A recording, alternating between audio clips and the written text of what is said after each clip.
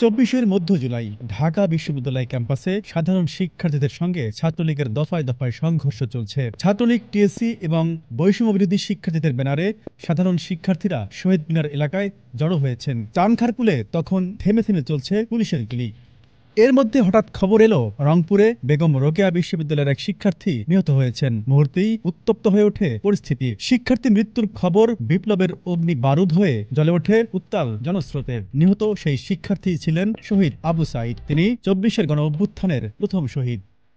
সশস্ত্র পুলিশের সামনে যার প্রসারিত বাহু যেন লক্ষ কোটি বিপ্লবীকে টেনে আনে রাজপথে। তারপর লাশের পর লাশ, রাজপথ থেকে হাসপাতাল আর বাসা বাড়ি থেকে কবরস্থান। আকাশ বাতাস ভারী হতে থাকে স্বজন হারাদের আহাজারিতে। অবশেষে ৩৬ জুলাই জনতার সম্মিলিত প্রতিরোধের মুখে দিল্লি পালিয়ে যায় গণহত্যাকারী শেখ হাসিনা ও তার পুরো সরকার।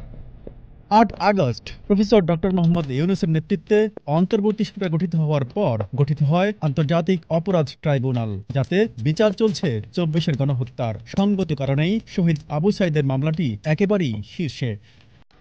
ওই মামলায় বেগম রোকেয়া বিশ্ববিদ্যালয়ের তৎকালীন ভিসি হাসিবুর রহমান সহ ২৬ জনের বিরুদ্ধে গ্রেপ্তারি পরোয়ানা জারি করেছে আন্তর্জাতিক অপরাধ ট্রাইব্যুনাল।